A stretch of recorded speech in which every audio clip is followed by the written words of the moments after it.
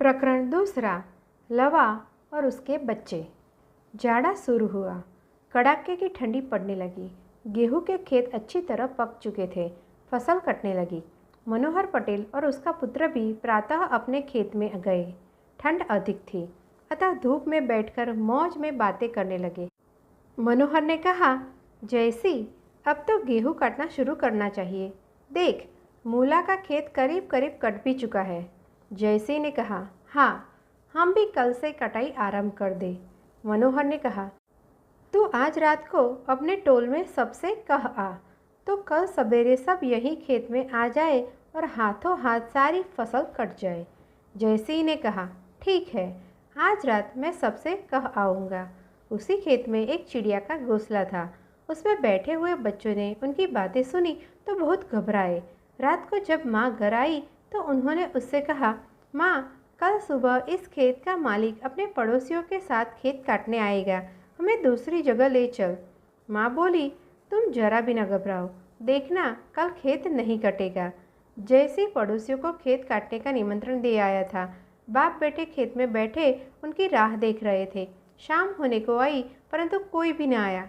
पटेल ने चिढ़कर कहा, जैसी, हमारे पड़ोसी किसी काम के नहीं, उनके भरोसे रहने से कोई लाभ नहीं। आज तू भूले काका के घर कहीं आई हो। उनके घर के लोग हमसे बड़ा प्रेम रखते हैं, वे जरूर आएंगे। ये बातें भी चिड़िया के बच्चे ने सुनी। रात को माँ से कहा तो वह बोली, बच्चों, डरो मत, कल भी खेत नहीं कटने का। दूसरे दिन बाप बेटे साथियों की राह देखते खेत में बैठे रहे, पर कोई नहीं आया।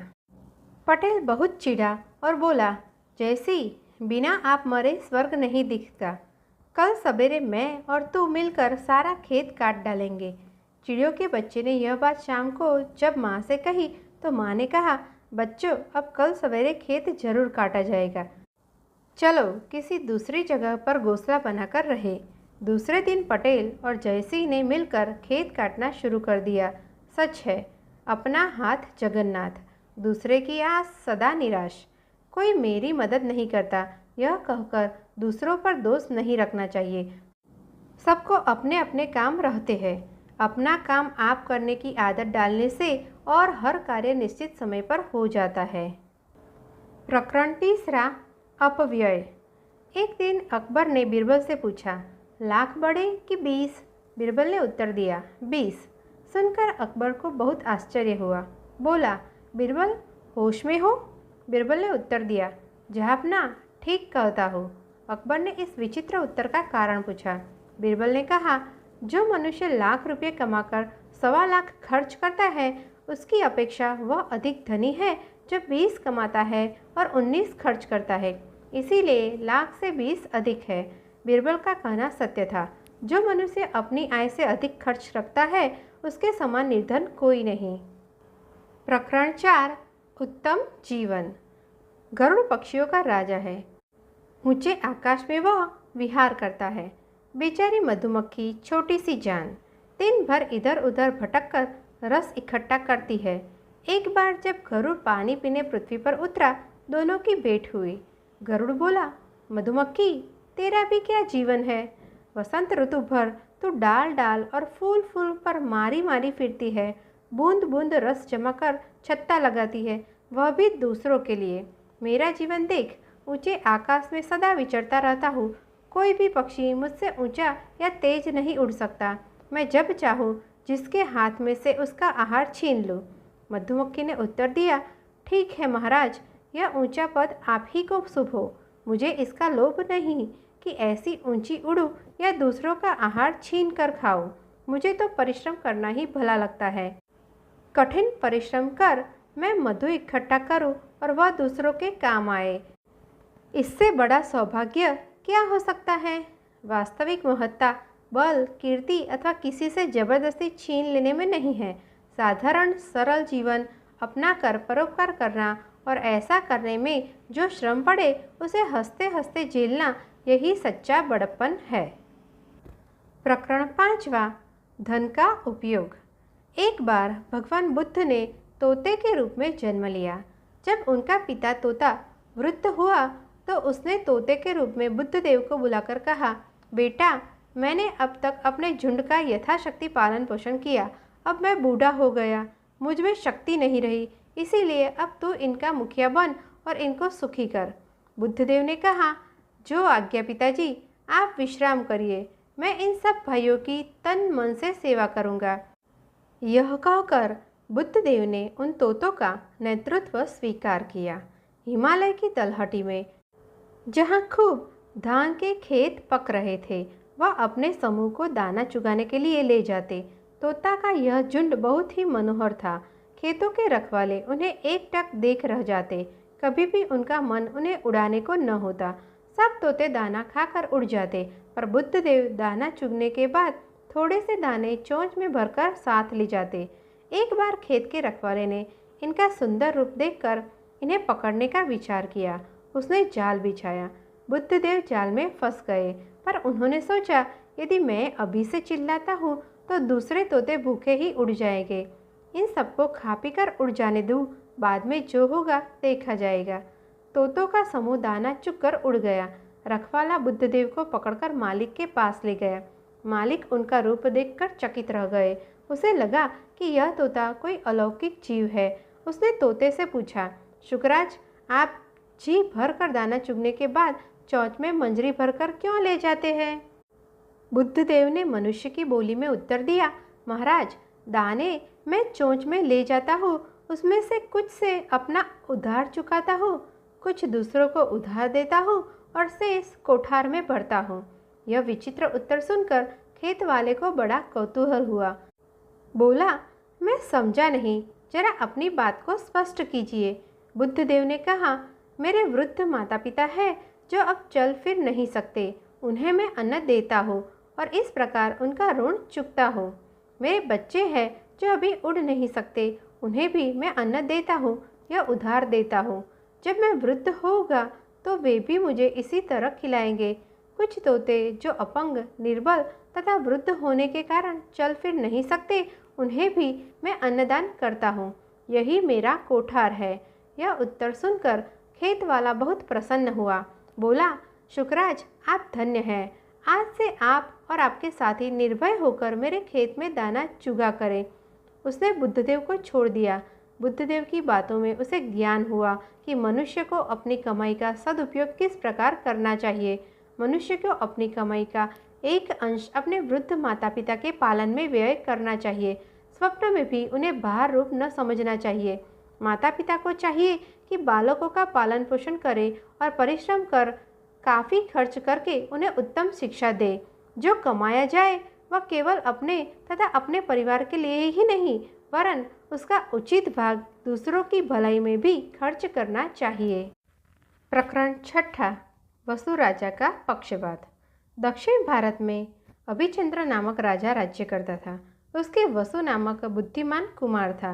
राजा ने कुमार को क्षीर कदम्ब के यहाँ पढ़ने भेजा। वहाँ गुरुपुत्र पर्वत और एक दूसरा विद्यार्थी नारद भी राजकुमार के साथ पढ़ते थे। कुछ वर्ष बाद राजा की मृत्यु हो गई और गुरु की संसार छोड़ वन चले गए।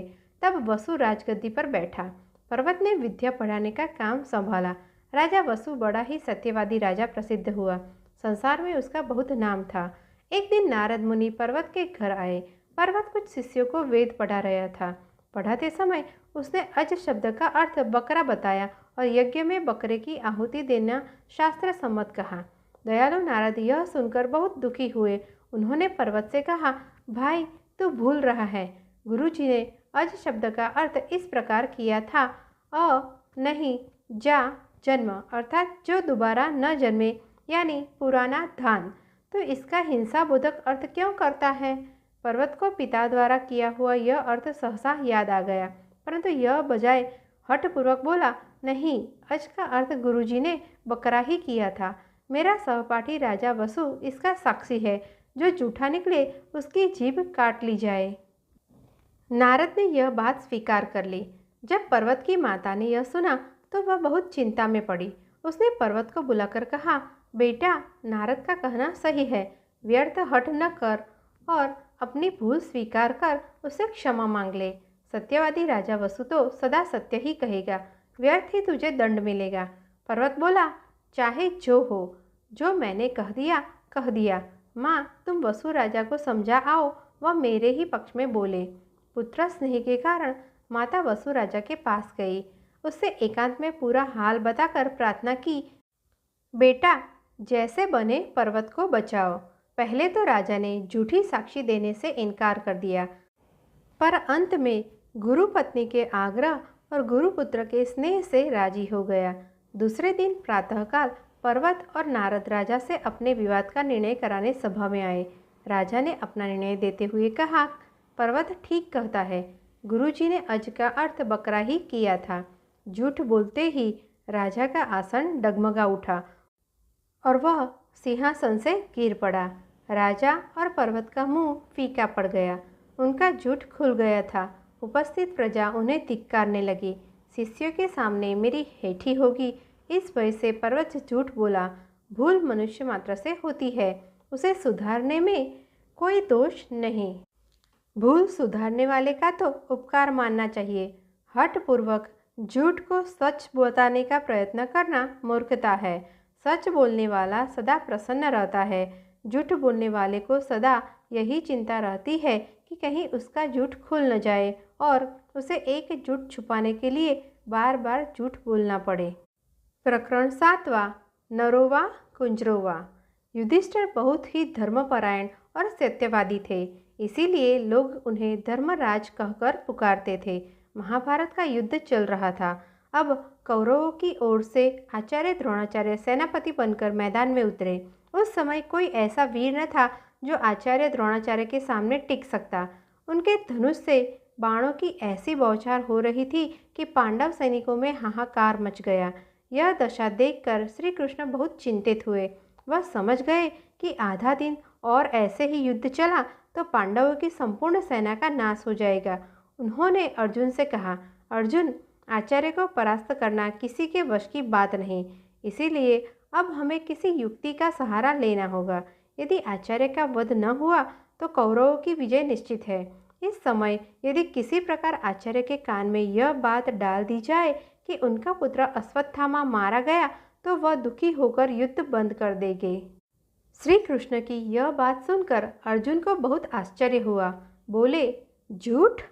श्री कृष्ण बोले, झूठ नहीं, अवंती राज के हाथी का नाम अश्वत्थामा है। भीम उसे अभी मारकर आ रहे हैं। युधिष्ठिर इस असत्य भाषण के लिए तैयार न हुए। श्री कृष्ण के बहुत समझाने बुझाने पर उन्होंने स्वीकार कर लिया। सहसा युद्ध भूमि में समाचार फैल गया, अश्वत्थामा मारा गया। सुनकर आचार्य द्रोणाचार्य विचलित हो उठे, फिर भी उन्हें विश्वास न हुआ। उन्हें अपने पुत्र की वीरता पर विश्वास था, अतएव सत्य जानने के लिए वह युधिष्ठिर के पास अपना रथ बढ़ा ले गए।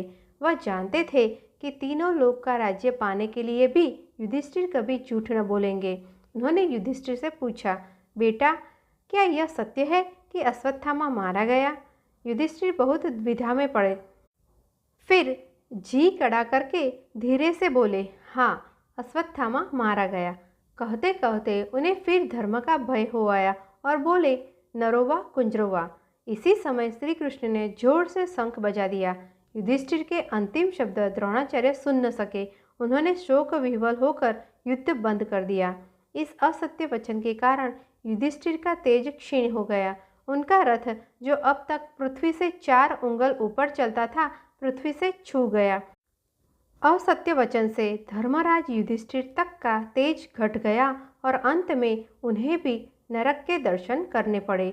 झूठ कभी न बोलना चाहिए। प्रकरण 8वां। प्रसंग पहला। एक चीनी के यहाँ आटा पीसने की चक्की थी। उसमें सारा गांव आटा पिसवाता था। चीनी को अच्छी आमदनी थी, परंतु वह बहुत ही लोभी और ईर्ष्यालु था। एक बार उसने सुना कि उसके पड़ोसी को 3 दिन स्वप्न में धन दिखाई दिया और खोदने पर मिल गया। उसके मन में भी इसी तरह धन पाने के विचार आने लगे। मुझे कब ऐसा स्वप्न दिखाई दे और गड़ा धन मिले, इसी विचार में वह दिन रात डूबा रहने लगा। उसका मन अपने काम में उचट गया, अतः आटा चक्की का काम बिगड़ने लगा। ग्राहक घटने लगे, पर उसकी आंखें न खुली। रात दिन इसी धुन में रहने के कारण एक रात उसे ऐसा स्वप्न दिखाई पड़ा कि आटे की चक्की के नीचे जमीन में एक घड़ा गड़ा है। वह निरंतर इसी विचार में लीन रहता था। अतः 3 रात बराबर उसने वही स्वप्न देखा। स्वप्न को सत्य मानकर उसने अपनी चक्की के नीचे खोदना शुरू कर दिया। खोदते खोदते उसे एक शिला मिली। वह बहुत प्रसन्न हुआ और सोचने लगा कि इसके नीचे जरूर कोई घड़ा होगा। मजदूरों से खुदवाना ठीक न होगा, यह सोचकर वह अपनी स्त्री को बुला लाया। दोनों ने मिलकर शिला उखाड़ी, पर नीचे कुछ भी न मिला। निराश हो दोनों घर आए, जैसे तैसे रात काटी। दूसरे दिन प्रातःकाल आकर चक्की को देखा तो सारा मकान गिरा पड़ा था। उस शिला के हटाने में नींव कमजोर पड़ गई थी और सवेरा होने से पहले ही मकान गिर गया। यह भी ईश्वर की कृपा थी कि तुरंत ही नहीं गिरा, अन्यथा वह चीनी उसी के नीचे दब जाता। प्रसंग दूसरा। एक किसान ने मरते समय अपने लड़कों को बुलाकर कहा, पुत्रों, अब मैं ईश्वर के चरणों में जाता हूँ। मेरी जायदाद और जो कुछ भी मेरा है मेरे खेत में है, वह मैं तुम्हें देता हूँ। जी तोड़ मेहनत करके उसे निकाल लेना और अच्छे कामों में खर्च करना। इतना कहकर किसान मर गया। किसान का धन अवश्य खेत में ही है, परंतु पिता के शब्दों का गूढ़ अर्थ लड़के न समझे। वह सोचकर कि खेत में किसी जगह धन गड़ा होगा, दूसरे ही दिन से उन्होंने खेत को खोदना शुरू कर दिया। तमाम खेत खोद डाला, परंतु कहीं गड़ा हुआ धन न मिला। लेकिन जमीन ऐसी अच्छी तरह गुड़ गई कि उस वर्ष खेत में भरपूर फसल पैदा हुई। यह देखकर पिता के शब्दों का गूढ़ अर्थ लड़कों की समझ में आया कि किसान का धन खेत में ही है और उसको वहीं से जी तोड़ मेहनत करके बाहर निकालना चाहिए।